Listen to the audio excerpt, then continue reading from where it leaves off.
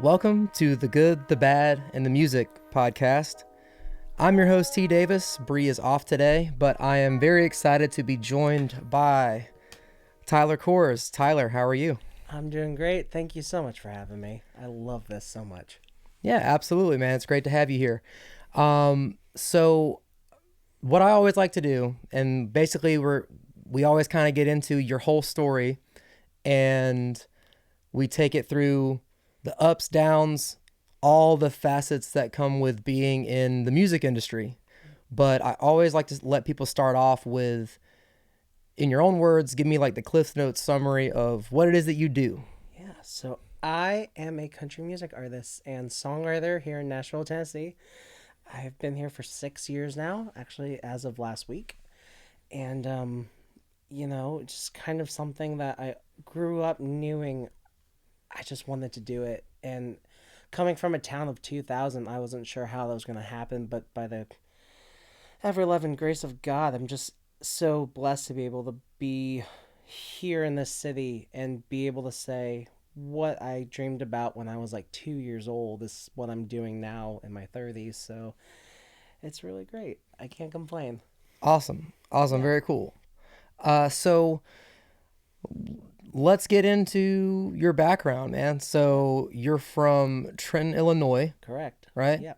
And that is kind of down near the St. Louis, Missouri part, like closer there. Yeah, every time I say I'm from Illinois, everyone assumes it's Chicago, but I'm like, y'all, Chicago's like 8 hours from where I'm at. St. Louis is like, it's in Missouri, but like we're 30 minutes from it. So like, whenever people are like, what teams are you supportive of? I'm like, well, they're all St. Louis teams because I grew up around that area. So Right. yeah, but yeah, I grew up in the Trenton, Illinois. It was a town of 2,000 people. Our town had like one traffic light. It wasn't even a full-on traffic stop, and our high school was shared by three different towns, and our graduating class was one of the biggest in the history of West Glen. It was like 80 something kids, so if that tells you anything. Wow. So 80 something set a record. Mm-hmm. Okay. Doesn't sound like much, but for us, it was something big. But Awesome. yeah. So tell me about, how did you first get into music? You said that this had been kind of a dream since you were two. Yeah. So and you said you're in your 30s now. I'm also in my 30s, so I can relate. Um, how did you get into music? My grandparents, they raised me up to listen to traditional country music. They played me all the greats and they introduced me to what the Grand Ole Opry was and made sure I knew not just the importance of it, but everyone who's come before. Because without those people, we wouldn't be where we're at today in country music. And I just remember loving the sound of what they were playing me. There was a lot of steel, there was a lot of just brilliant storytelling, which that is what I think makes country music so incredibly beautiful and what it is today is because of the storytelling aspect of it. Um and I just fell in love with it. And then I vividly remember watching when it started to come and be this big phenomenon, and it was American Idol, and like watching Kelly Clarkson have like a moment like this.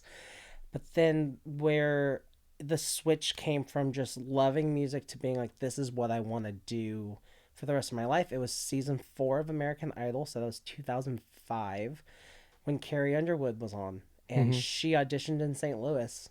Because like I said, coming from a town of 2,000 and coming from a town where no one really leaves our town. So like my entire family, aunts, uncles, cousins, grandparents, all that, we all live within like this 10, 20 miles of each other.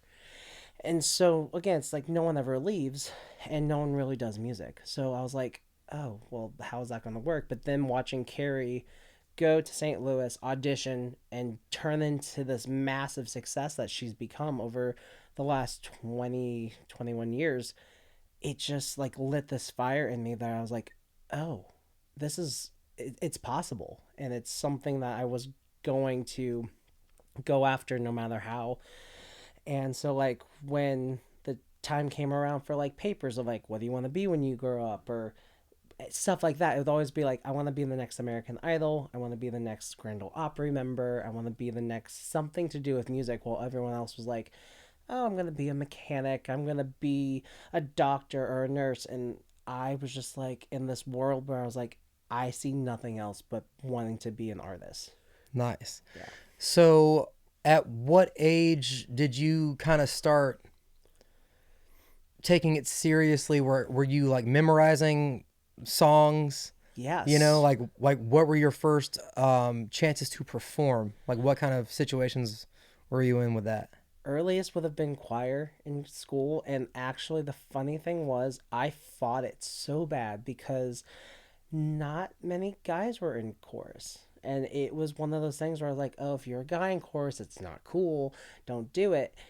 And I vividly remember my music teacher being like, telling my mom, there's no option. He's joining. Like, he doesn't even get to say he's in it. And I was like, thrown into it, and I was like scuffing my feet, even though I wanted to do music.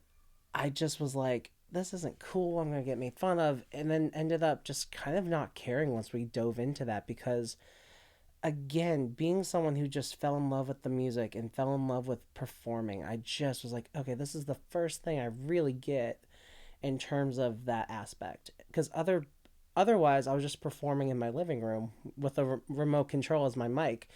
And like, and kind of like my studying would go back to watching American Idol clips, or even back in the day where we recorded them on VHS, and I would just re-watch performances over and over till I could do what they were doing. Mm-hmm. And then once choir started, I started to get that kind of a training in, and that was like the big thing. And then growing up, in the world of like when YouTube started to become a big thing, like Justin Bieber taking off the way he did, I was like, oh, I'm going to do YouTube and do that. And so I had my digital camera. I sat on my bathroom floor because the acoustics were great in there.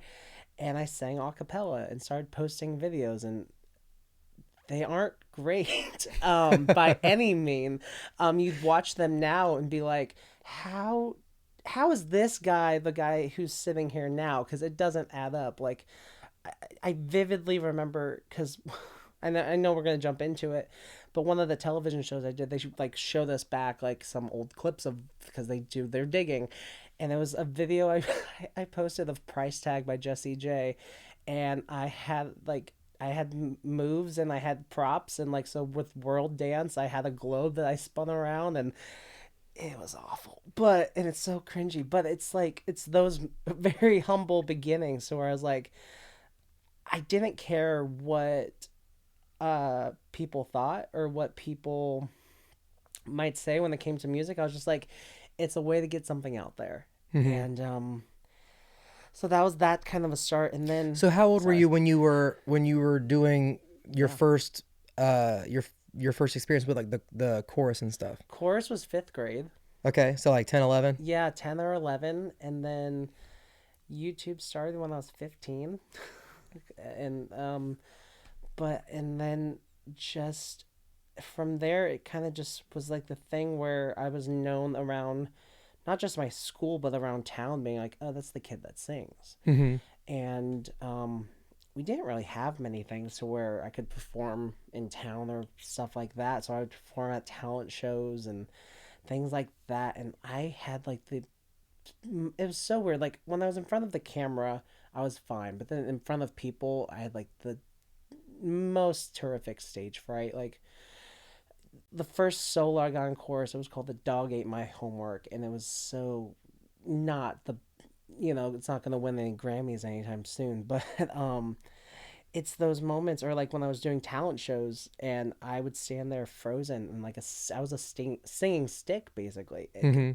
But it really, like, again, it's these moments where you're like, how did that become this? And it's because I had to go through those and like, understand what was needed of me if I was going to do it. And again, watch performances from American Idol or things like that to get like, okay, this is how I need to move. I need to do this or do that. And so, yeah, it was a lot of just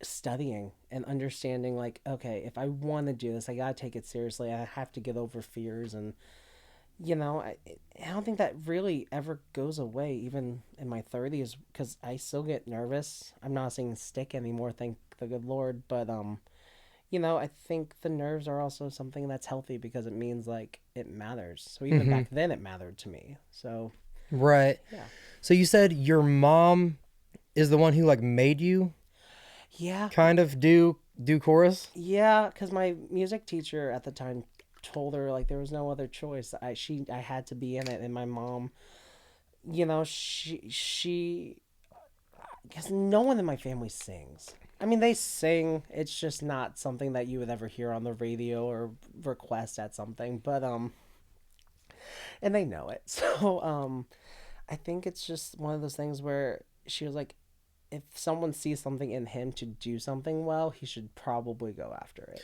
Right. So it was that you obviously took an interest and she saw that as the way for you to get some formal training at it and Yeah. have some guidance. Yeah. Okay, so what about that chorus teacher? Miss Arnson. She is she was feisty, and I think Mm-hmm. she really took interest in me because she just, again, we didn't have a lot of guys in general wanting to do music, and so and when we had to do music class aside from chorus, like the guys would kind of goof around or they just weren't taking it seriously, but I was at least focused and giving what I could. And she then also kind of was like, if this is something you've been writing about wanting to do, or X, Y, and Z, where do you think a lot of these people got their start? It was from chorus or singing in church or stuff like that. And so she kind of just really grilled that into me to be like, take this seriously and just have fun with it too. But I think if it wasn't for her and that persistence and also talking to my mom, I think things could have looked a little bit. I mean, things would have looked different regardless. But I think, especially in those early years of development, I was like, okay, so this is how your voice works. This is how like different things that like you can't necessarily learn off the bat of like VHS tapes or YouTube at the time. So Mm-hmm. And so you were doing that. Did you do chorus all through high school as well? yeah, did chorus all throughout high school, did show choir in high school, did musical theater in high school as well. I kind of thought too at one point, if I wasn't gonna do like the artist route, theater, like Broadway could have been a thing because I fell in love with that too at a strong pace and was like, oh, this is great, except I can't dance to save my own life. And so that would not have been great. But I just loved the performance aspect. I loved being on stage. I loved having like these little moments where people were like kind of taken aback. Because I think even now, it's like when people hear that I do country music or they hear like what comes out of my mouth, it's for some it's shocking because they don't expect it. And so I like that shock element of it. Mm-hmm. So, So what were some of your favorite productions that you were in when you were in high school? oh goodness, B. Um, we did Bye Bye Birdie, and that was a fun one. That one always confused me too because our principal was so against us doing Grease. But to me, Bye Bye Birdie is basically Grease and in its own way. And I was just always, because to me, because he was always like, there's too many innuendos, it's kind of dirty. I was like, Bye Bye Birdie ain't any better. But we are just like, okay, we went with it. And the first one I remember doing, it was in junior high. We did Annie, Mm-hmm. and I just, it was so much fun, and it was one of those things where it was like none of us really know what we're doing in the sense because we're eighth graders, but we had so much fun doing it, and I'll always remember too, opening night of that, the power went out, and we performed with the power out. Wow. And that to me was like the first real taste of, hey, the show must go on regardless of what. Because our director was like, we can either keep going or we can wait till the storm lets out, but it's not looking like it's going to be done anytime soon. So we did it with the power off, and people had like massive flashlights that were on us. And so it was just, I think that right there was another thing that stood out to me because I was like, no matter what happens, you got to keep going. So So you mentioned that in some of those like YouTube videos that you were making when you were younger, like you had been singing a Jessie J song, right? yeah, So were you into popular music generally, but then developed a more focused interest on country music, or was it, or do you just like all kinds of music as long as the song's good? kind of that. I loved any little bit of music as long as the song was good. And I'm not a snob when it comes to music. Like, I will listen to any genre. Yes, country music, I have a very large spot in my heart that is just full of the traditional side, the modern side. But I will listen to anything. Like, Mm-hmm. and I think too that's what really um expanded my horizon becoming an artist, because I would listen to the stuff that maybe wasn't fully country or wasn't fully X, Y, or Z, and so I got a wider knowledge of everything. And like too, when I was like wanting to do American Idol and stuff, I would watch the performances that not only the judges liked, but also the performances that they hated. So I knew what I could, like, what I should do and what I shouldn't do. And so I would, and that's another thing too. Even now, if I do covers of stuff, I turn it into something that's my own. Mm-hmm. And I think that's so important, because I just had this conversation a few months ago with Mandy Barnett, who's a Opry member, and she was talking about, because she does a lot of cover songs, but we have decided we're not going to call them cover songs, because back in the day, so many artists would take other artists' songs and make, like Reba with Fancy, or Darius Rucker with Wagon Wheel, or most of Johnny Cash's stuff too, or yeah, just songs that have been done before, but it didn't matter because they made them their own, Mm-hmm. or they made them to where it suited them and their style. I mean, think of too how many pop songs have been turned into country songs over the years. Like, some artists have done like I Don't Want to Miss a Thing, or they've done just like I Swear, I or swear, yeah. yeah. And so it's really, to me, it's important of just the artist's interpretation of it. And I have a thing, even back then, if I don't really have a connection to a song, I have no business singing it. Mm-hmm. So yeah. Yeah, I feel you there. Yeah, it's hard. It's hard to get a good performance out of a song that you really don't care to be doing. Yeah. Okay, so after high school, what did you end up doing? So I ended up going to a private Christian college in Greenville, Illinois, which was about 40 minutes from where I grew up. It was also in a very small town. Um, Lots of cornfields, but it was known for their music program and their um, medical program. And I didn't either, because I didn't like the sight of blood. And my parents were like, you shouldn't get a degree in music. But I was like, okay, but it just, something felt right about being there. And so I got my degree in social work with an emphasis in mental health counseling. But the thing I really loved about that school was you could take courses outside of your major as long as you had, enough credits to do so. And so freshman year, a buddy of mine who was a senior was like, "Hey, you should try this class. It's called Rock Ensemble."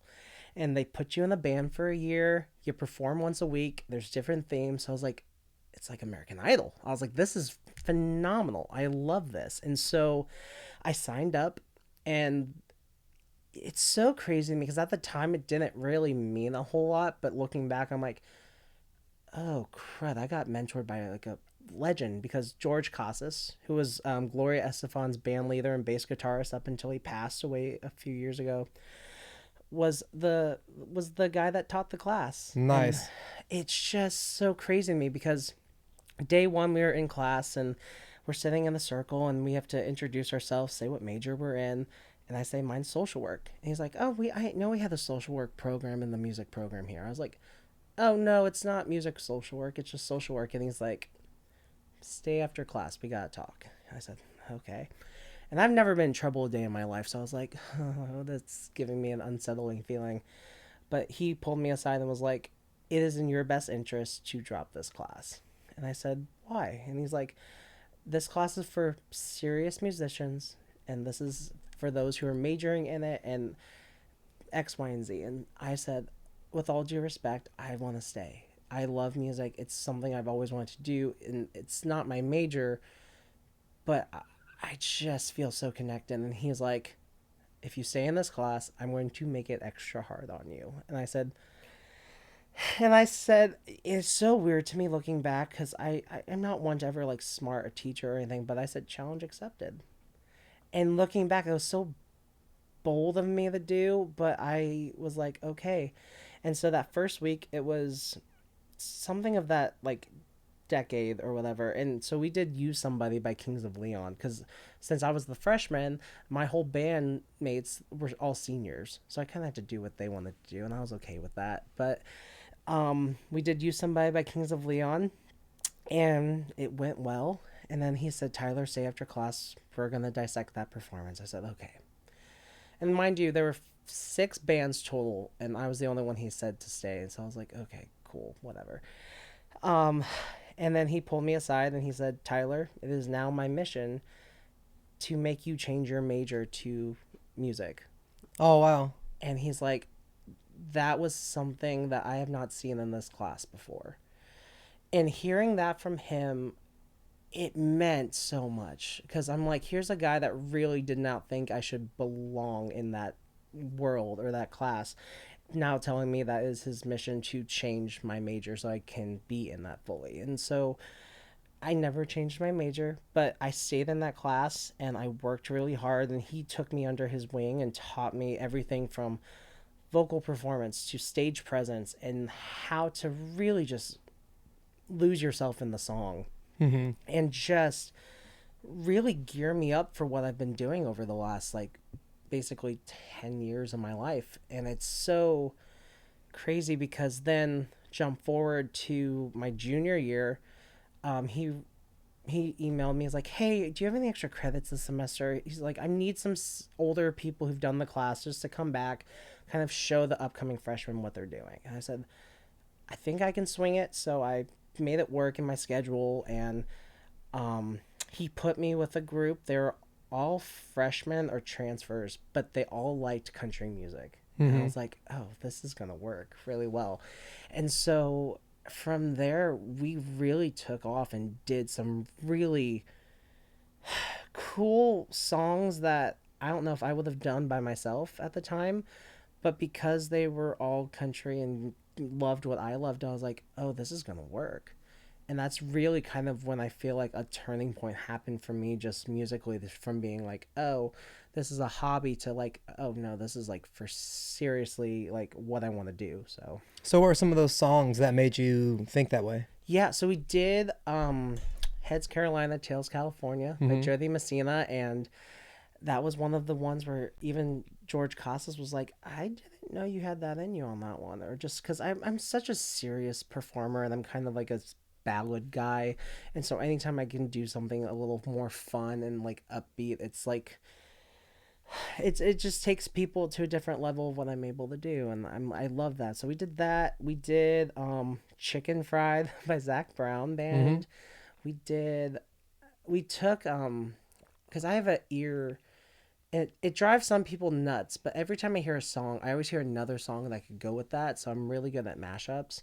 And so we did like a Taylor Swift one that was so much fun to do. And then we did like a country version of Pompeii by Bastille, because that was really big at that point in that year. And it was just all these little things. But it was that performance of Pompeii. It was like our second performance we did, where it just all kind of came together, everything clicked, and we afterwards, I vividly remember all 5 of us looking at each other like, what just happened? Like this feels special. So yeah. So when you were getting to perform as part of that class, like where were you getting to perform? Was it for like the school? Was it like the auditorium, or were you doing it in public? Yeah, so we had this little, it looked like a shed, but it fit a lot of people. It's called the Black Room. And that's where the class was, and it had its own stage, its audio booth, and then basically it was just for performances and like battle of the bands and stuff like that. And so it really kind of became the spot on Monday nights for us to like get a good crowd of people and get them intrigued in what we were doing, because we were also the only country band at the school at the time. Because there was a lot of rock, a lot of pop, a lot of worship. one or two rappers, but there wasn't country. And so we kind of had a lane there that made people kind of take us into a different league because we weren't doing what everyone else was doing, Mm-hmm. which was nice. Right on. So you got all this experience from a seasoned professional while you're in school. And so what happens after school? Like, did you go into social work? I realized senior year after doing my internship, it was not for me. I Okay. am an empath to the millionth degree. And so when they say leave it at the door, it's not something I can do. And so I was meeting with clients and stuff where I was like, I was taking that baggage home and it's not Mm. healthy. So I was like, shoot, what the heck did I just waste my 4 years on? And my mentor at the time really was like, there's different lanes we can take. We don't have to just go into therapy.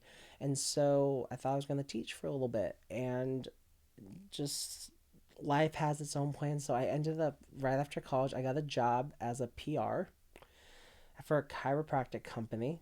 Just it was random, but it paid well, and I When you was say PR, yeah. So I was in charge of like their events. I was in charge of promoting. I was in charge of just community outreach for them and getting their face out there and being well known. so And you mean like public relations for yes, a chiropractic company. Okay, yeah. cool. Yeah. Sorry, I realized that PR is not always a typical term, so I No, no, apologize for that. it is. I just wanted to No, like clarify. You're good.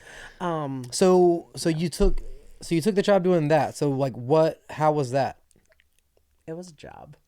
Yeah. It was a job. I was grateful because it just it what it did was it really forced me to also kind of get out of my comfort zone and public speak. And in a way, public speaking, it's so weird. I can sing on stage, but if you ask me to speak, it's like a different level of difficulty. And I've had so many opportunities now in the last 6 years where I've had to do public speaking gigs and talk in front of people, and I love it now, but I owe a lot of that to that because it forced me to memorize scripts, talk to different people in the community, go out and do things that I wouldn't necessarily do myself. But it was a job. Okay. And then after that, I was a again, I it's so my jobs are so random, but I went from that to being a director of Christian education at a church in a school, creating programs for them, and then somewhere along the way they did a summer musical every year, and their person like moved and they asked if I'd be interested, and got to direct and be a vocal kind of coach for their musical program for a summer or two. And I mean, I loved that, but the rest of it was just like, what am I doing? I don't know what I'm doing. I think, and that's something as I'm getting older, a lot of people don't know what they're doing. Yeah, the We're idea that adults have it figured out is oh just no, something that I think people carry on until you get around enough. You come into adulthood, you get around other adults, and you go, oh wait, these people are just as clueless as yeah, kids or teenagers. Like yeah, just just because you're older doesn't mean you're wiser or more intelligent. It just means you made it a little bit exactly, longer. So yeah, I think we all kind of come to that realization when you have enough interactions with adults. yeah. But it was in that time too where I had friends from college that lived here in Nashville, and I started making trips originally just to visit them, and then it turned into like, let's see what I can do. And I asked George, I emailed him a few times, and was just like, hey, you're the one that kind of introduced me to what Nashville was, and what can you help me with in terms of just like advice and stuff. And he's like, don't be afraid to network, don't be afraid to go and reach out to somebody, and make those connections and make it personal. And so I anytime I came, I would try and go to like writers rounds or things like that and make connections. And I started doing that and started to come more often than less, and it became very aware to me that Nashville's where I needed to be. um but I was also just I was scared. I came from a town where no one left the town. And Hmm. so and family to me is everything. And so when it came to the realization I needed to be here because I mean, as you know, Nashville's so fast paced at times, and so like if you're not here and someone's like, "Hey, let's write, let's do this," and you're like, "Oh, I'm not here that week," they can find someone else easy peasy. And so it became to the point where I was like, I need to just be here, and I found ways where I was like, okay, I can get a job doing this to pay bills. I can do this writers around every week, so I have something stable. I found roommates, and everything kind of lined up in a really beautiful way. And then it came time where I was like, I need my grandma's permission. As stupid as that sounds for some people, families again is one of the most important things to me. And my grandma's kind of like the head of our household. So for me, I was like, I need her permission and my mom's. And so when I sat down with my grandma, we went to McDonald's because that was her favorite place, and because it was one of the few places that didn't mess up her food order.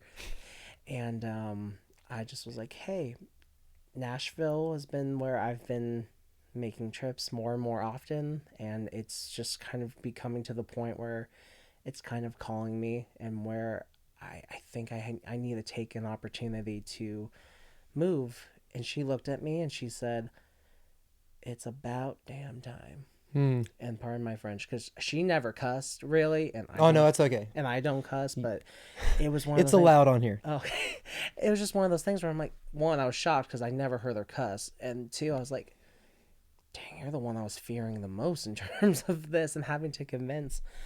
But she was like, there's no opportunity for what you want to do here in Trenton.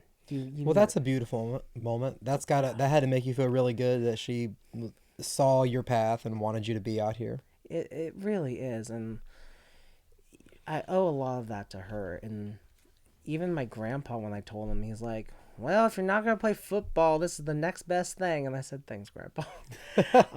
He really wanted me to do football, and I tried 1 year in high school, and that was all. And he's like, yeah, you can quit. But yeah, so I got her blessing. And so what year would that have been? 2019. So it happened very quickly because I had made a trip here in August of 2019, and then all that stuff kind of fell into place during that trip. And then I told them maybe a week later, once I got back, and was like, I can make this work. And then I moved October 5th of 2019. Nice. Okay, so you'd been making trips, though, you said, for a few years? Yeah, since 2016. Okay, so for a few years you were coming here, establishing a network, and trying to kind of lay the groundwork for that move, right? So who were some of the people that you were spending time with when you were visiting here? Yeah, so the first one her name's Emily Kaiser. We went to college together. She is in artist relations, and she works for Showdown Management. She represents Sam Tenez, and he blew up a few years ago on TikTok, and he does more of the pop thing, but she took me to my first whiskey jam and different things, and kind of just introduced me to the crowd of it. And then his name is Drew. He was playing drums for the band Smithfield, and he was actually my first roommate when I moved, and it really just worked out to where his roommate was moving out at the time, and he needed a new one, and that connected there. But for music too, the biggest one for me, his name is Ryan Larkins. I vividly remembered watching him. I forget how long it's been now, but at the time it was 12 years maybe. He was on a show called Can You Duet on CMT. And I just remember loving his voice because it was like George Strait and Randy Travis, and I just grew up with that. And he is and still to this day, one of the kindest human beings you'll ever meet. And he really kind of took me under his wing and he let me play my first round in town, and he introduced me to people. And it's so crazy to me how just no matter what happens to him or what his successes are.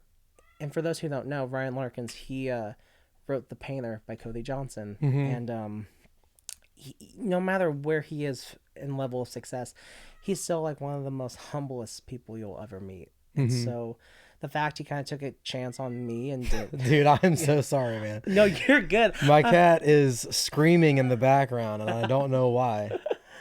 I love it. Your cat wants to be a part of this. Yeah, she does. But no, he just really took me under his wing and introduced me to so many people at the time, and I'm so grateful to him. And so, at least in terms of when I first started making trips, those were the influential people for me. Hmm. And then, I mean, as we'll continue on in my journey, I've been able to meet a lot of other people who are very influential to me and took me under their wing. But at least for starting out, those were the three. Nice. And so you get here in 2019, and what'd you do? Like, what was the like? Okay, I'm here. Yeah. I worked at a barbecue place for a little while, Hogwood in Franklin, Tennessee. Mm-hmm. And I was working there during the day and then writing at night or playing shows at night and going out and networking as much as I possibly could because I learned very quickly to do well in this town, you need to network. And I think that gets lost a lot of the time with all the newcomers coming in of like just thinking posting on Instagram or TikTok is enough. And maybe where they were that it helped them and that's great. It's not enough when you come here. And I learned that really quick. So um that's what I did. And but then we had this lovely thing happen called COVID that shut down the world not too long after I moved, and I wasn't sure what was going to happen. And even like a month before COVID shut the world down, my grandmother ended up passing away, Mm. and I kind of really was in a place that I was like, what am I doing? Like what am I doing?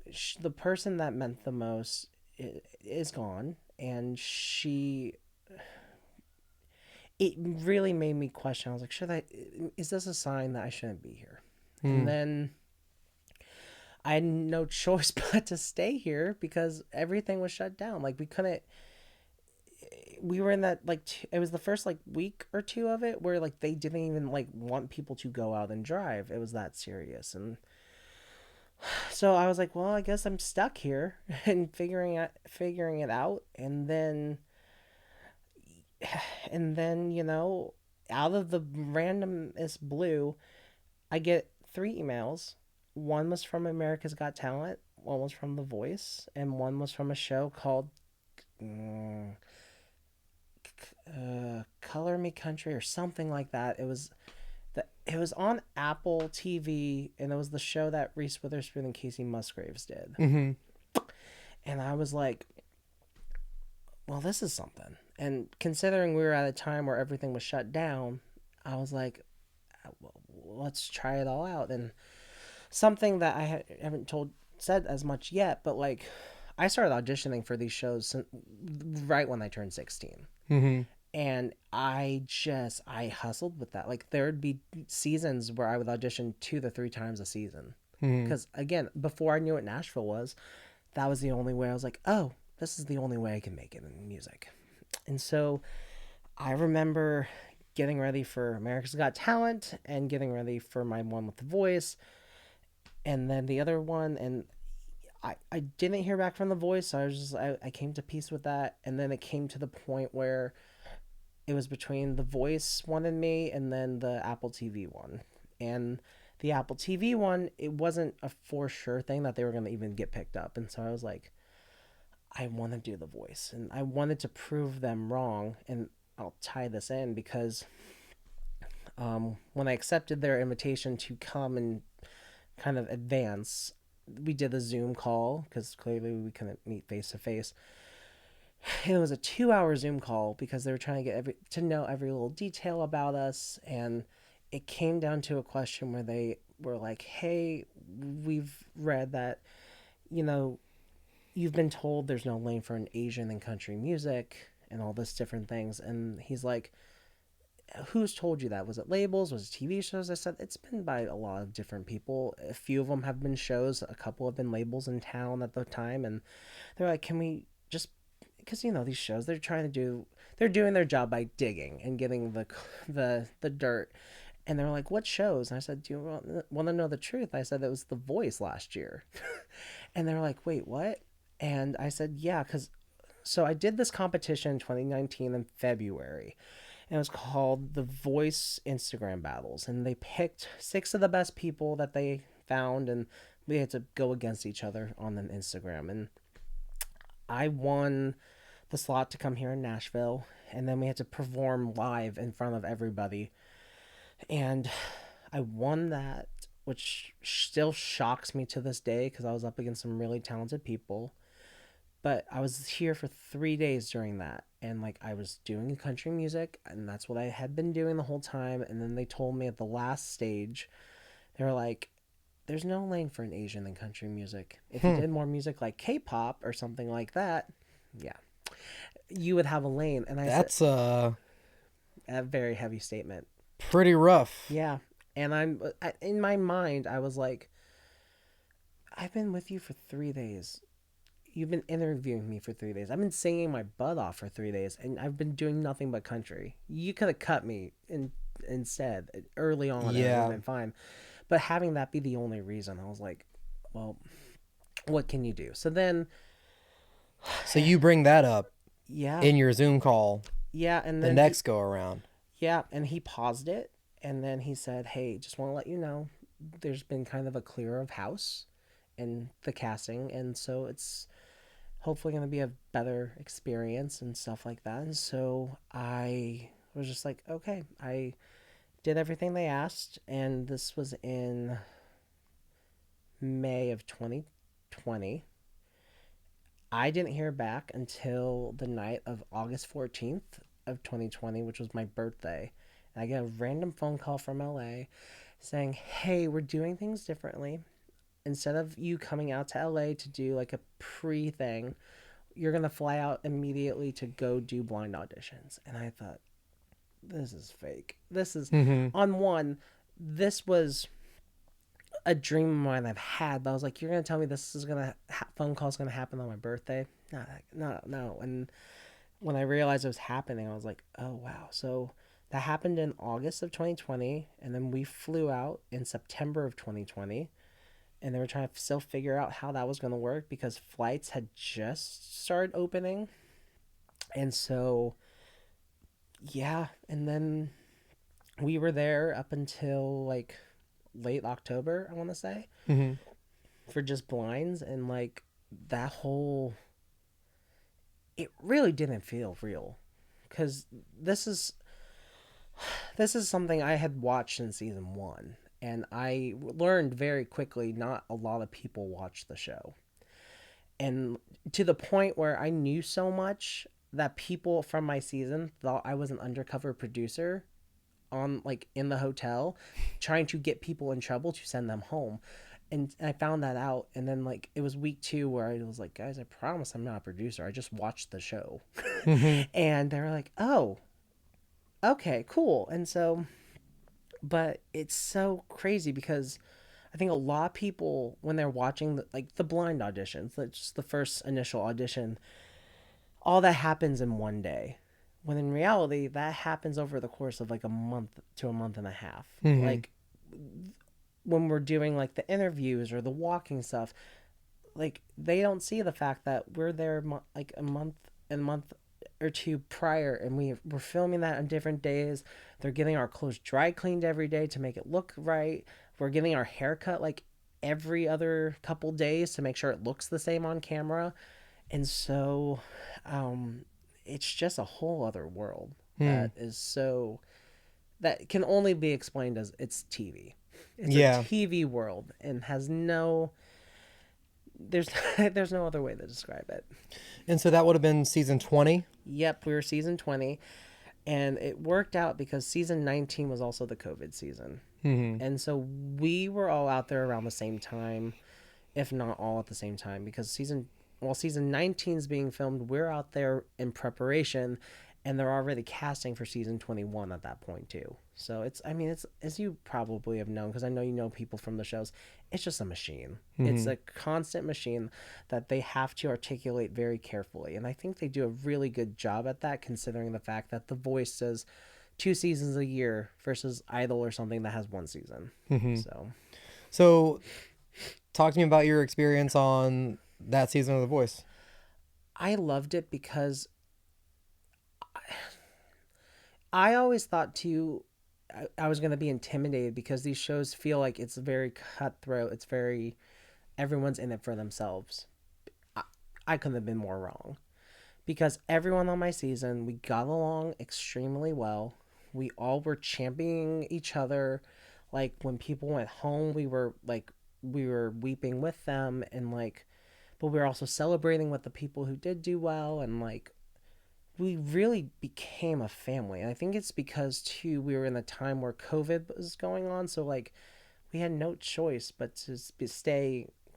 I mean this in the best way, kind of captive to the hotel, and so and there were even like they didn't want us to like probably get as close as we did because of COVID and everything. So like we found ways around that, and we were outside a bunch, keeping our distance, or like we would be like in our hotel rooms sitting in the hallway from each other, just talking and getting to know each other. And like, we really became close to where we still have our group chats still to this day. It's been 5 years now. And we're consistently checking in on one another. And we couldn't be more of a diverse group of different ages, genres, and just walks of life, but we all just got along great.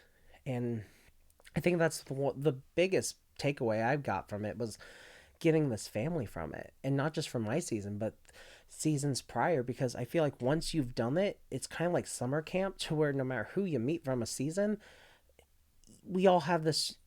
Some people use the word trauma bond, but in reality, it's like we all have the same experience with it, regardless, and so we're able to connect that way. And I still to this day I welcome in the newcomers that have come from the shows, and we're still consistently doing stuff together, like doing shows together, or doing like for a little while we were doing trivia nights with different people from The Voice, and we call ourselves the Rejects. And it's just like lighthearted and fun because at the end of the day, a television show doesn't define where you're gonna end up in life, or even just like in music. I think they really, and they're just doing their job, but like they really kind of press into your brain, if you don't win, you're not gonna succeed. And again, they're doing their job because I think they just want the best out of everybody. But they do little things here or there that are kind of mind gamey. That it really is just does a toll. Like when we're doing rehearsals, I remember at one point they're kind of like, "Who do you think's like competition, or who do you like things like that?" And I would be like, I mean, everyone's my competition, but I said like I gave them like 2 names of like who I thought were stellar vocalists, and then the next day, because the walls are thin, sorry, You're good. who is in the rooms, but who am I sandwiched between? But it's those 2 vocalists, and all I can hear is them. And I just remember because my vocal coach was on there, and she's like, "Why'd you stop?" I was like, "I don't know if you can hear, but these 2 people next to me," I'm like, "I'm just gonna stand and listen for a second." Because again, we championed each other, we were fans of each other, and so I love that aspect. But the show itself, it's it's draining. It's because I think too, you're just in it. Like, we're in a bubble to where like we can't post on social media, we can't really talk to blah blah blah. So it's like, who else do we have with each other? So it does it does do something to you. But at the So end, you can't talk to people like back home. You can't talk to your family. like we can, but like they also are keeping their tabs of like what we're telling them and things like that. Which again, like we're under NDAs and stuff like that. So Right. and back home too, they don't. My family, I love them to death. They know nothing about music or the industry, and so like when I bring up something, they don't necessarily get it. And so when I have to explain it to them, on top of already being stressed out, it's a lot. So having the like I said, I'm glad we became as close as we did on our season because we had each other to lean on. Even when I came back to Nashville, I was so grateful I had 8 people that were on my season from Nashville because we hung out all the time and we were able to kind of just lift each other up. And because again, it's it's the weird trauma bond thing to where like we all experience it together so we can help each other through it. Right. So when you came off of the show, tell me about what that experience was like coming off the show and then getting back here and then what happens next. I was a mess. I will admit it. I was a mess. I kind like again they build you up so much thinking like either you're going to go far or if you don't win, you're not going to be successful. And again, this is all I wanted to do. And so once I got off the show, I kind of was just in a place where I was like, well, maybe this is a sign that I'm not supposed to be here. And because too, again, I think what people don't necessarily understand, like when you're watching a show and you're seeing someone get upset for going home, it's not necessarily just the fact of I'm going home, but it's the extent of the time that you've put into it already, being there for so long and prepping. It's just so emotional. And in two, I was sad because I'm like, I have to go back to Nashville where everything shut down and not be around these 90 people that I've gotten so close with. And two, The Voice highlighted this as my story, but a reason too for me, I was so just upset. I was like, this was my 83rd audition leading up to it. Like when you add all my auditions with Idol, Got Talent, The Voice, Songland, things like that. This was we counted together like how many times I've auditioned for all these shows. This was my 83rd time. And so it's just one of those things where it's like, okay, you went on, it didn't happen, and so but then you pick yourself up very quickly once you're back out of that bubble and you learn it's a TV show. It's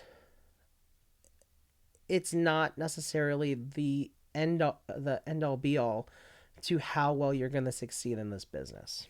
Um, and I say that not to sound like these shows are awful because it's a platform and I'm grateful for it. Like I will, if I could, I will tell people I'm like, do it. It's so fun and you're going to meet people that you might not have met otherwise. But for me, it's so fun because I'm the guy on our season who didn't go that far. And yet, when NBC comes to do voice stuff around Nashville, I get a phone call to come do some stuff for it because I'm the one that has like used it to my advantage and kind of just ran with it. I was like, because at the end of the day, they gave me such a beautiful edit on the show and they tied it to where like, okay, he might not have made it, but he's a good artist. He's a great human being. Like, I still have the clips of like Nick Jonas and Kelly Clarkson telling me like, we don't know you, but we love your spirit and we love what you do. And if you keep that, that's going to project you far. And I'm just like, for people who, because that's another thing. And if I'm going off, I apologize. Oh, no, you're good. A lot of people think these shows are scripted. And I think, and it's not, because the coaches or judges, whatever you want to call them, they do say what's on their mind. They say what is not, like they don't have a script in front of them. They have your name and they have a couple things about you. That's it. And yeah, does production have a lot to do sometimes with maybe like how storylines are going or blah, blah, blah? Yes, because it's their job. But like these shows aren't as scripted as a lot of people probably think. Mm-hmm. And I think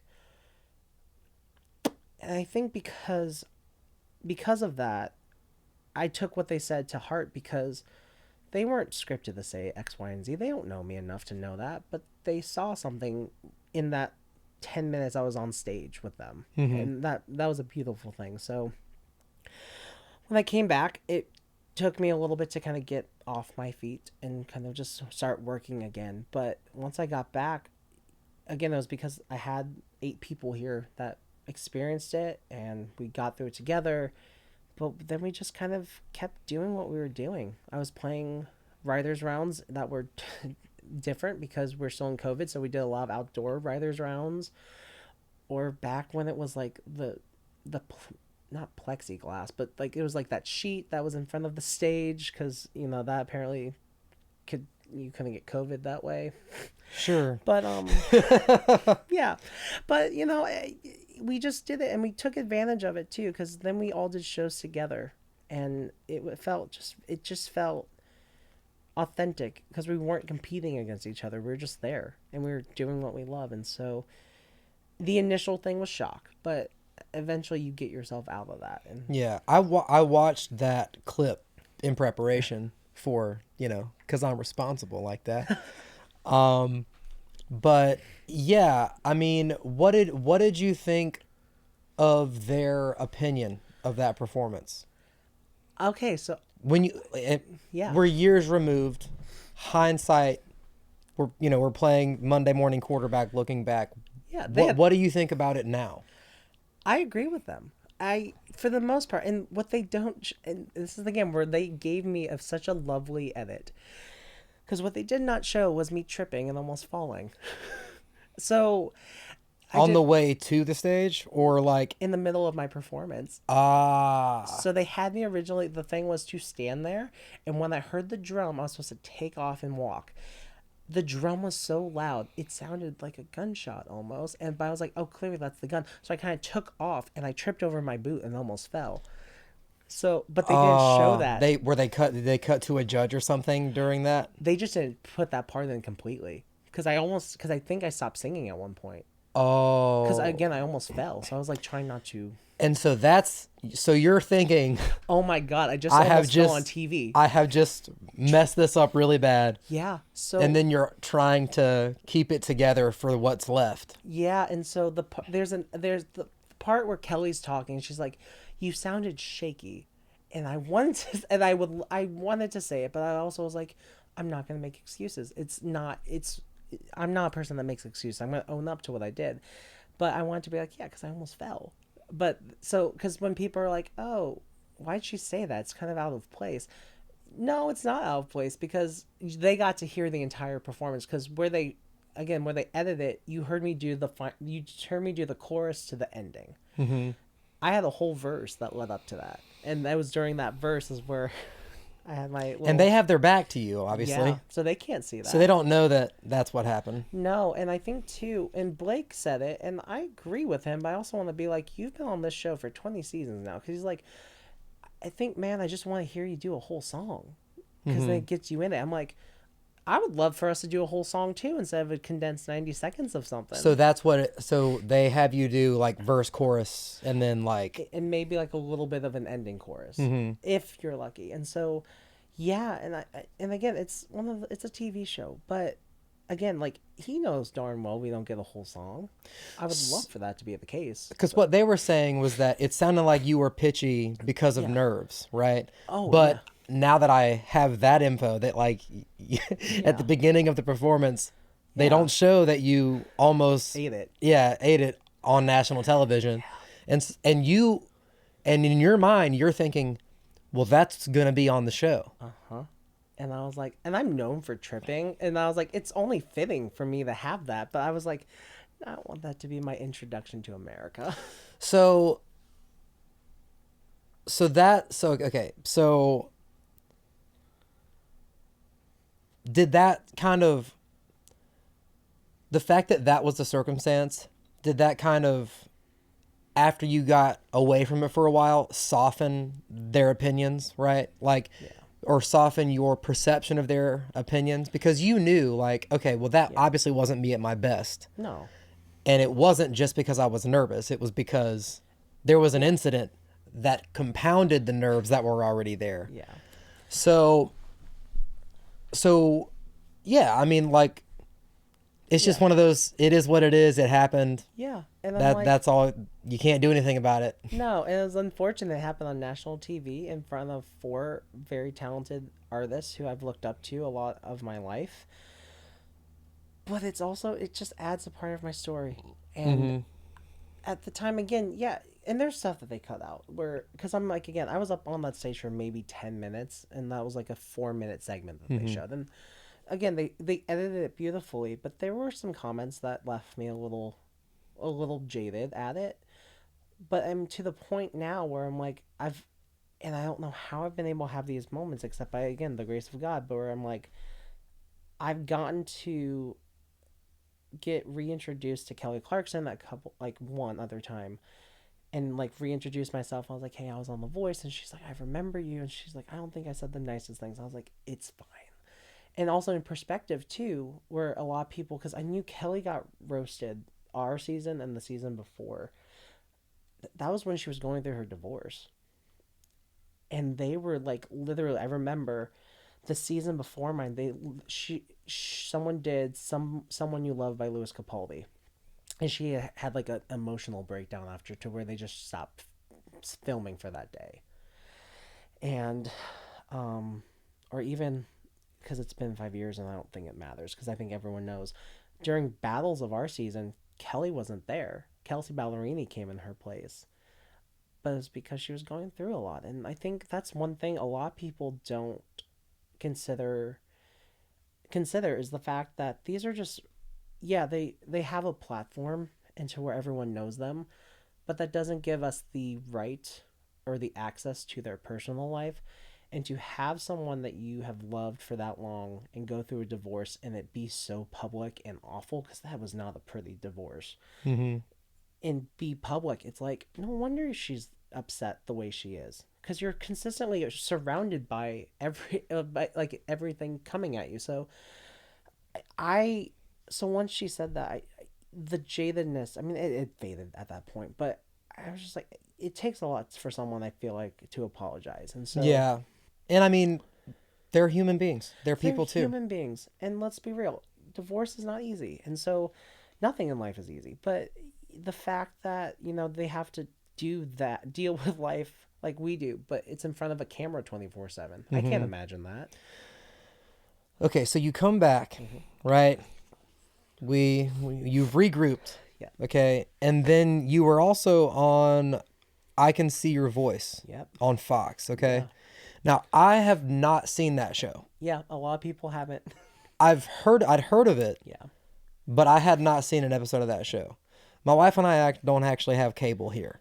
You're good. I think it's for the best. But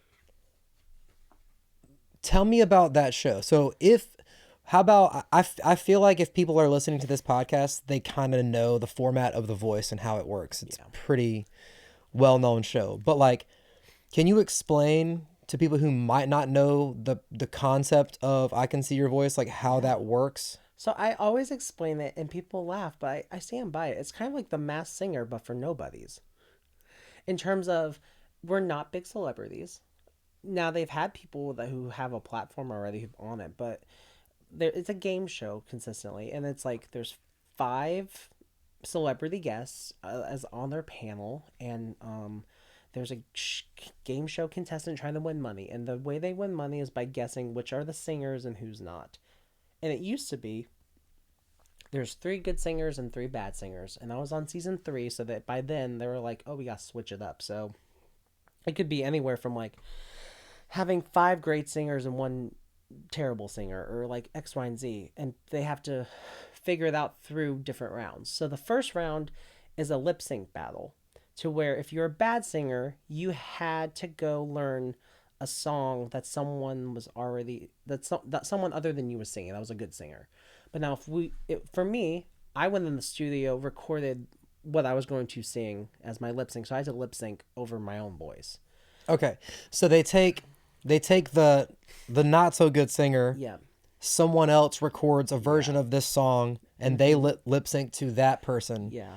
And then you're a professional singer. You go in and cut the song, and you're lip syncing to your own recording. Yeah. And they have to determine based off of like how well you're, I guess you're like performing or doing it, who is actually singing, who's not. Yeah, and they nitpick too, like, oh, he's keeping time, like he's patting his leg, or like my weird thing is like my pinky does something of its own. It just goes and does things, or like keeping time with your feet, or like how you move on stage to everything. And so like that's round 1. Round 2 is like a video package of your life, and if you're a bad singer, it could be full of lies.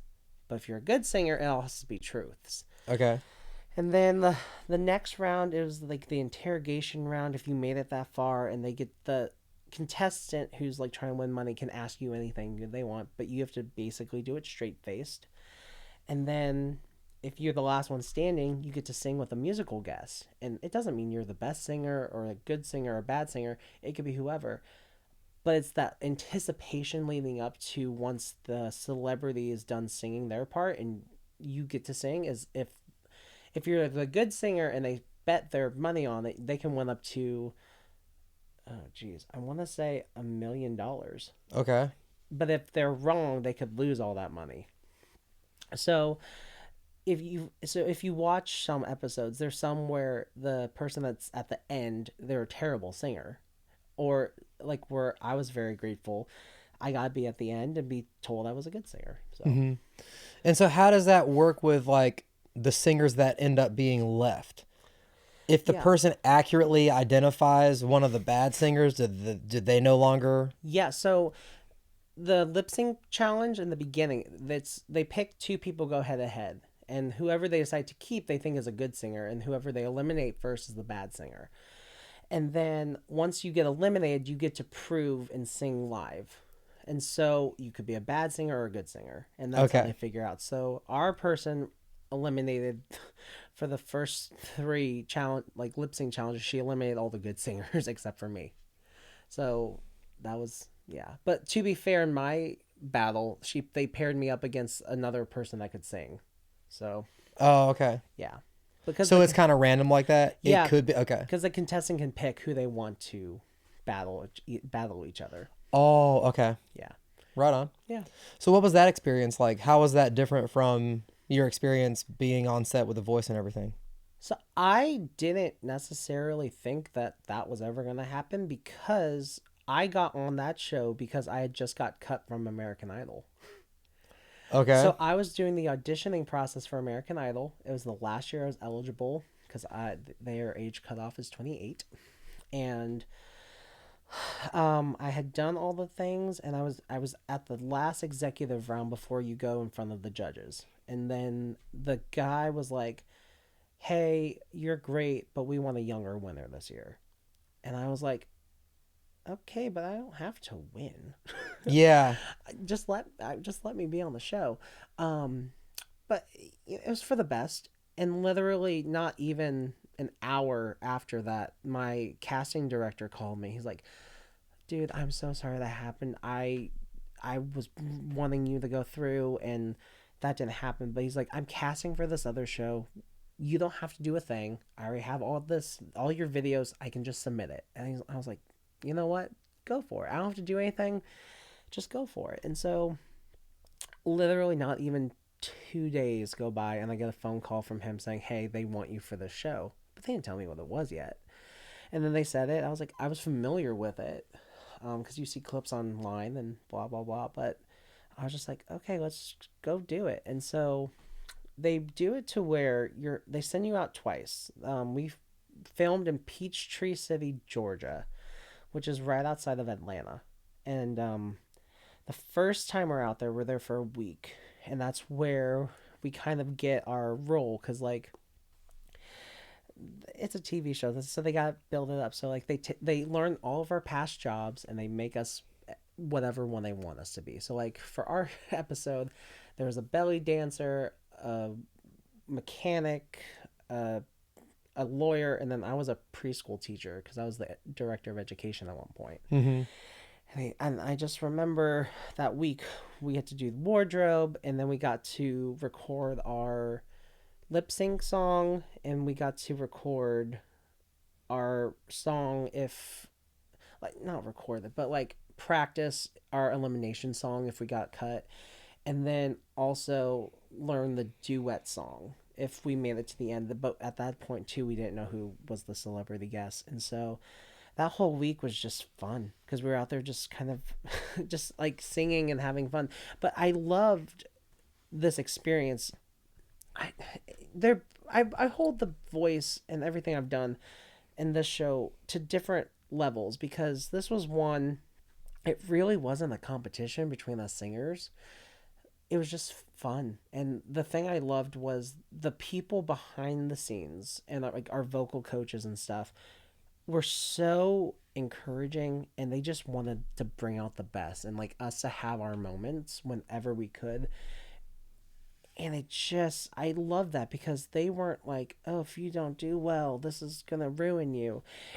It was more like, just have fun, but let's make you have like, let's milk every moment you can have. Mm-hmm. And so once we got done with that, we flew back, and then maybe a month later is when we went out for another week, and that's when we filmed, and we like blocked and did all the things, and that's when we found out for our episode we were getting Maddie and Tay, who I love, and but then I got nervous because they were like, they can't, no one on the panel and blah blah blah can know who you are and all this stuff. And 2 weeks prior, Maddie and Tay had shared the video of mine on Instagram, and I know Tay's husband Josh Kerr, who's an incredible songwriter, and I was like, shoot. And so I went into the office and I said, hey, I need to be honest with you.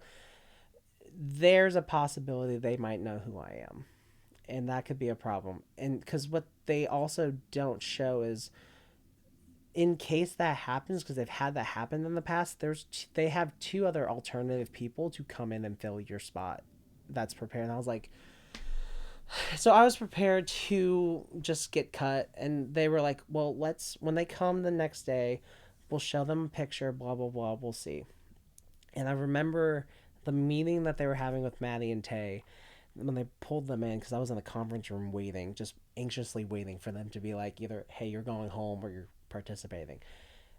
And then they come in, they're like, hey, they had no idea who you were, you're good. And I was like, and I will say Zavardi was like, yay, but also I was like, that really that makes you humble really fast. And I was like, okay, that's fine. So I did the show. I ended up making it to the end. I got a duet with Maddie and Tay, and we did Fancy by Reba McEntire.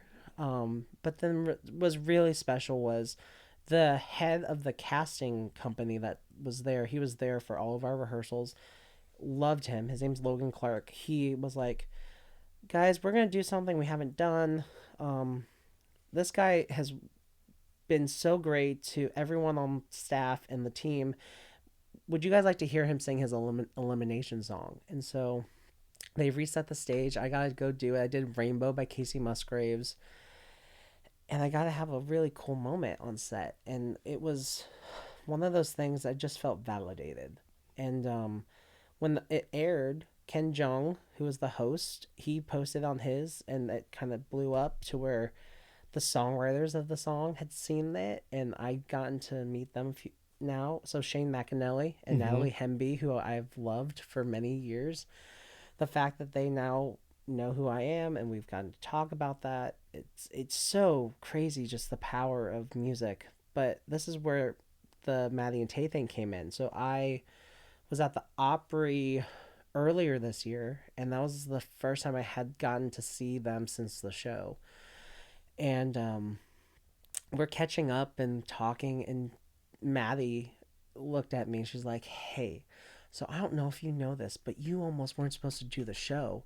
And I said, yeah, I know, I was worried about that. They're like, and Tay's like, yeah, we lied. We knew who you were, and we knew that you were about to blow this roof off. So we were like, we don't know who he is. And that's so cool. It was so cool because they were like, we've known who you are for a while, and we know how hard you work. And we were like, and they were like, the show could have done something big for you. It might not have done anything, but we're like, you deserve to have a moment. So we're like, we're not taking that away from him. And wow. So I was like, I was very just grateful for that, because again, they have to tell me that. They have to lie either. But now that, the show's been aired and everything, the truth comes out. And yeah, I'm incredibly grateful for that whole experience, because everything that's happened since then, it's just kind of been one of the more validating things I've done here in Nashville. In my journey of 6 years, to have been like, I got to do something that was really fun, where it didn't feel like I had to compete. I could just be me as an artist. Yeah, that's great. Yeah. So much better experience coming off of that than having been through the ringer at The Voice and all that stuff, right? Yeah, I mean, again, both experiences are very different, but at least that one to me, it didn't feel like, again, it was just, it wasn't a competition show. It was Mm-hmm. just, hey, let's do your best and let's give everything you got because this is why you're here. You're a singer. Nice. Yeah. So what year did you finish that? Would that have been? We filmed in 2022 Mm-hmm. and then it didn't air until last summer. Okay. So that was 2 years because the show had been going through a thing with Fox to where Fox maybe wasn't going to pick it back up. And then there was a point where they weren't, but then another network was going to pick it up. So we were in limbo for like basically 2 years. Wasn't there another thing because of the strike, the writer's The strike? writer's strike, yeah. Yeah. That was a big thing too. Mm-hmm. And so I kind of made peace with the fact that that footage might never be showed. And then we get an email in early, no, I was at a writer's retreat in 2024, it was December, it was the week before Christmas, saying it got picked up again by Fox. They're going to show the whole season. You guys are going to be the second to last episode. And I was like, oh, thank God it's airing. And then I remember it airing in January of 2024. Yeah, 2024. And then our episode didn't air until the week of CMA Fest, which is the beginning of June. So Mm-hmm. I got nervous at one point because networks, they have like their spring break where they don't show new episodes and things for like a month or two. And I was thinking, oh my God, they're only showing half of our season. And then they're like, no, it's just on break. And I was like, okay, good. Whew. But yeah, So you mentioned the Opry, yeah. and like I think every other day on Instagram, I see you taking a selfie with somebody backstage at the Opry. So tell me about how you got that involved at the Opry. Is it related to the stuff that we were just talking about, or is it just from your relentless networking and like putting yourself out there and just being out and about? Yeah, so there's no surprise. The Opry is everything to me. Even on I Can See Your Voice, when I had to get interrogated, is what they called it. They were like, what is like your biggest goal? And I said, I want to be one of the first Asian members of the Grand Ole Opry. And that stuck. And I just remember people relating to that comment, and I got a lot of feedback. But at the end of last year in 2024, a friend of mine, his name is Edward, he was like, hey, one of the people I take photos for, they invited me backstage and they also want to invite you. And I was like, cool. And her name is Mandy Barnett. She's been an Opry member since 2021, I believe. And she has just been such a champion for me and just been so kind to me and welcomed me in, and introduced me to people. And so I've been able to go back so much because of her. So every time she's there, she's like, if you want to come, just let me know. And at first, I didn't want to overstep my welcome. I'm one of those people, I'm like, I don't want to be that guy. But then she lets you be that person without you even having to ask. And so, because she knows how much the Opry has meant to me and how much all that is, and how much, for me, it's not just the singing, it's the history, it's the legacy, it's just everything down to the piece of wood. And it's so funny to me, not funny, but I had a moment a couple weeks ago. I was backstage. I was watching Ingrid Andress, because Ingrid and I have a very special bond because I did her song More Hearts Than Mine on The Voice, and it was because of that. She knew who I was. I've gotten to like get to talk to her quite a few times now over the last few years, and she's just been so supportive of me, and I'm always going to support her, because Lord knows she's been going through it the last like year and everything too. But where's I going with this? Oh yeah, so it was a point backstage. I said, "I'm so proud of you. You're doing great." She's like, "No, we're doing great," and everything kind of felt different because this moment clicked where I was like, I have in my back pocket something that most people who get their Grand Ole Opry debuts don't have. And that is the fact where I have been back so much and I've gotten to know the staff. I've gotten to know the tech people, the band, X, Y, and Z, to where for me, I had the moment of realization where I'm like, when I get my debut, God willing, um, I have a whole army that's going to be behind me. Mm-hmm. That is not just going to be out front, but I have a group of people who have already welcomed me back there and have already asked me every time. They're like, when are you going to take the stage, and blah blah blah. And it's so humbling to know that, like, when I get that moment, that I have a whole just champion of people that are going to be behind me and supporting me. And I think that's really special, because that's one thing my mom had always taught me growing up was, no matter what you are in life, just be kind.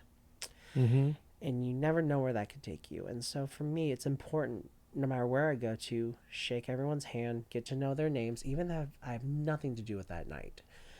Get to know these people, because they're human. And I think that's the one thing I love about the Opry, is that it is such a big family. It's a community there. And, you know, it's supposed to be like that for a reason.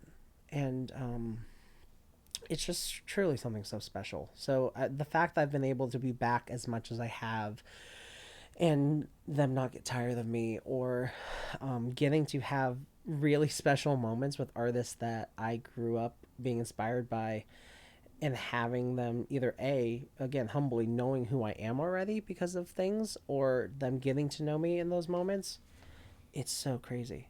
But Yeah. it's so cool. That's awesome. So like what have been some of your like highlight real moments from being backstage so much at the Opry? I mean, getting to interact with Carrie Underwood a month ago, that was something I will never forget, because in 2015 she had shared a video of mine, and she doesn't share covers often. And I vividly remember just feeling like that was validation enough. And so bringing that up to her, she remembering that moment, it says a lot, because I was like, because you can tell when artists don't have control over their social media, but knowing that she actually watched it and liked it enough to put it into something, I was like, wow, that's humbling. Yeah. And so that was a big one. Getting to interact, and I've met her a few times now, thanks just to life, but Kelsey Ballerini has been a big one that's been championing me. And my goodness, getting to know Jeannie Seeley, who was an icon and a legend before she passed away, that was super special. But one that I will very much so take with me, and it's so funny because he's not in the country music genre, but Michael Bublé got his debut last winter, and I walked past him, and he, without hesitation, kind of just reached out his hand and was like, "Hey, it's nice to meet you. I'm Michael," and being like, "Of course you're Michael Bublé. Like, everyone should know." But he took the time to do that, and so then we got to talking, and like, he was like, "Oh." Because we talked about The Voice, because he was a coach at the time, and I was talking about like, oh, I had friends on your season that you coached, and he's like, wait, you're on The Voice too? And I was like, so he's like, well, you're gonna come hang out with me. And like, but the thing about that one that meant the most, it was literally getting to see him backstage. It was me, him, and the Isaacs, who I love, and he was so nervous, he was shaking, and he was just, because for him, he's performed on every stage, but he was feeling the weight of how important it is to make your Opry debut, where some people who get it, who aren't in our genre, they kind of just treat it like another stage. But seeing him, and him getting anxiously nervous and being like, oh, I don't want to mess this up, this is the Opry, and he was shaking, and literally like, and the fact I got to be backstage right by his side during that, in him like allowing me to, I was just like, I'm not going to forget this moment. And so that was a really special one. And so he comes off stage and you go, I really like your kind spirit, but you sounded a little pitchy because of the nerves. See, I could have, but also he wasn't on my season, so it wouldn't.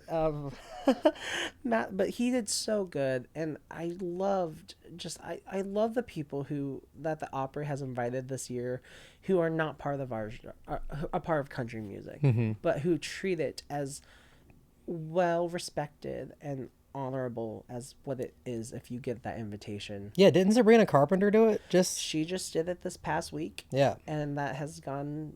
It's been a mix of people's opinions and stuff. I'm sure. But then again, I was there for Noah Cyrus's, and she treated it as if it was something that held a lot of weight to it, and I respected that. And she was super kind too. And the one I'm excited for is James Taylor plays in a couple weeks. Oh like my next month. God, dude, that would be amazing just to meet James. I know. So that one, I'm like, if I get so lucky to be there, I'm like, that's one I'm like in the presence of a royalty. Cause Yeah. I did pass on one, and it was because I wasn't in town, and I regret it. But Mandy asked if I wanted to go to, because she played the night Ringo Starr had his Wow. Opry debut, and I was not in town. And I was kicking myself because I was like, I passed up the opportunity for Ringo Starr. But what I was doing was more important because it was family. But yeah, so that's why I'm like, you get these legends who have played again every stage, but they treat it with such respect. Mm-hmm. And I can only say I just admire that about that, because again, there's so many people here in town who are just working their tail off and pursuing it so hard to where like that is everyone's goal. Like once, if you're in country music, the Opry has to be a part of your goals. Like it's just a part of it. And so watching people who maybe not be in our genre, but who take it and hold it with such grace and respect, it shows like how much that they are taking it seriously. So it makes up for it. So do you have any music coming out anytime soon, or what are you working on right now? Yeah, so I just got done in the studio with an artist named Rebecca Howell. She was on season 16 of The Voice. We have a duet called Healing Side of Hurt that's going to come out in the beginning of January, and I'm really excited about that.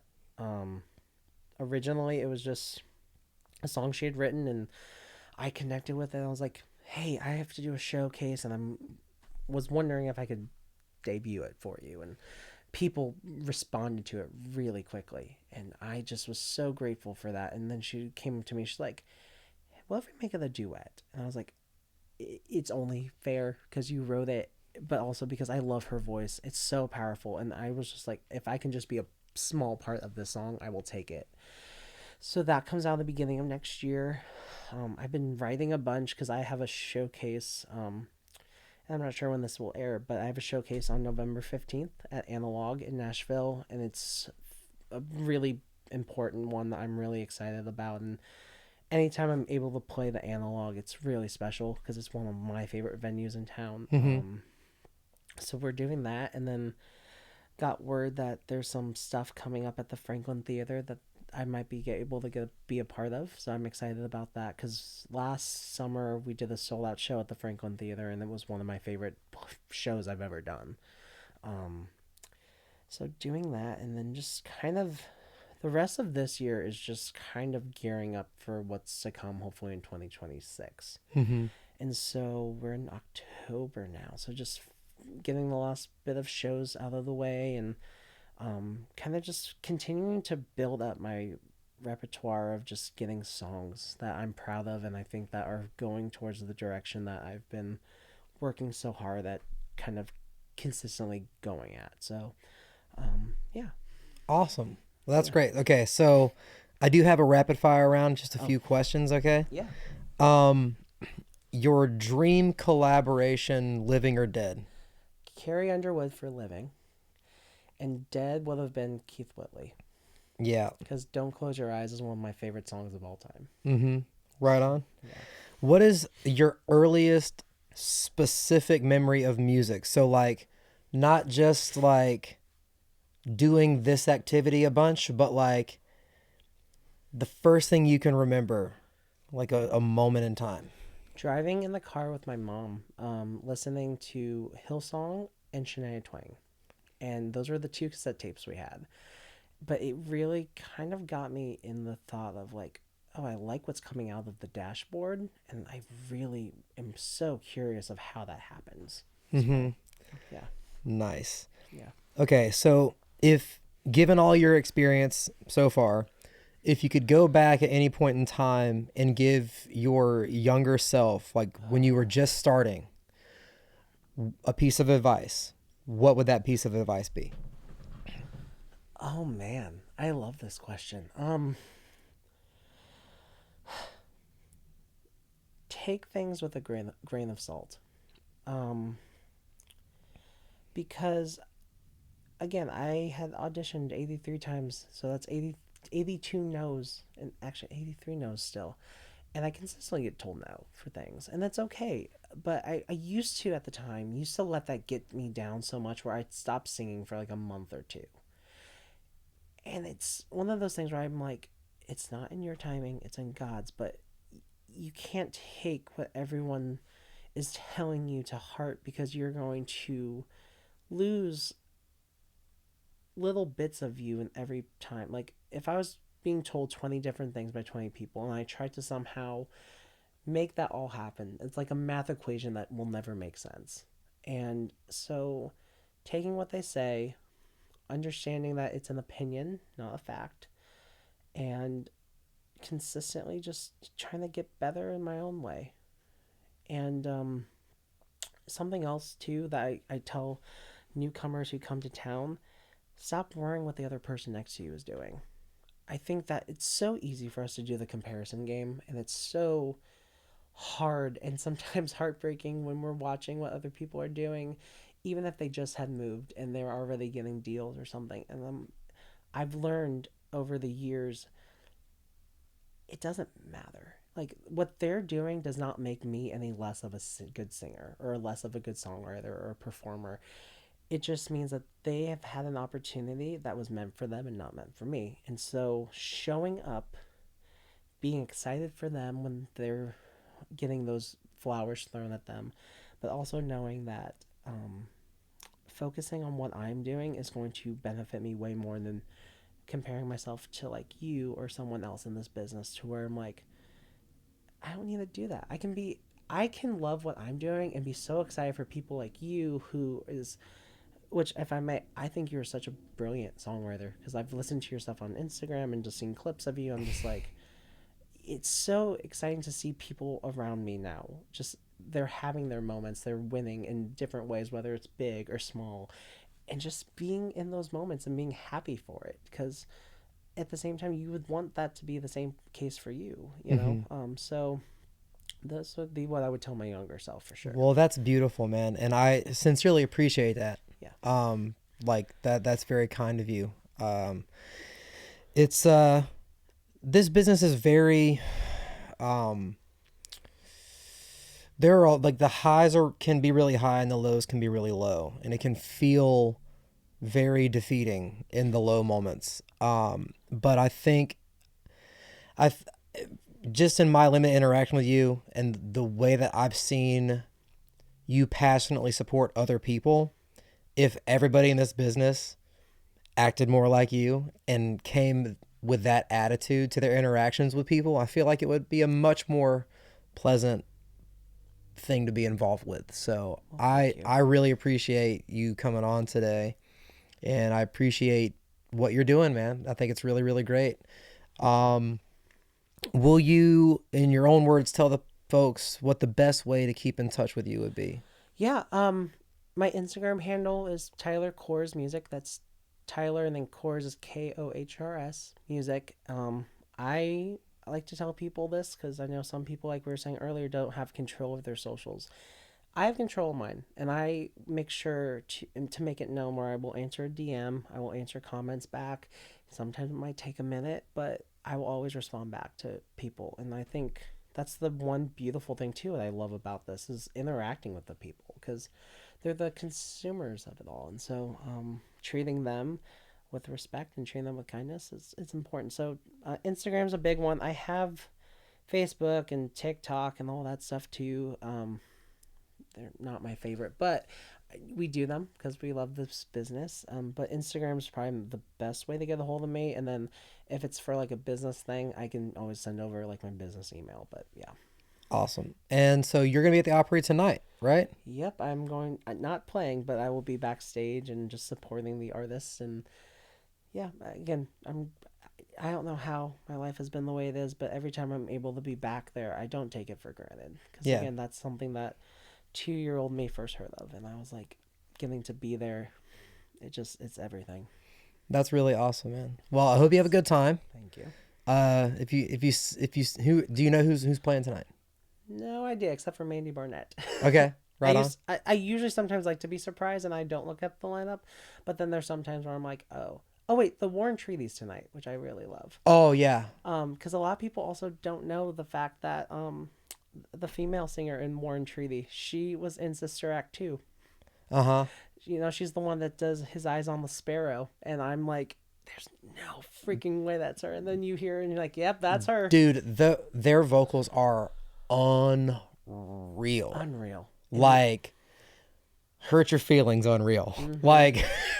Like you don't learn how to do that. No. Unreal. That's so cool. That'd be a great show, man. Yeah. I hope you have a good time. Thank you. And yeah, I'm looking forward to hearing the new stuff is coming out. Thank you. And again, all of that will be in the show notes in the YouTube description.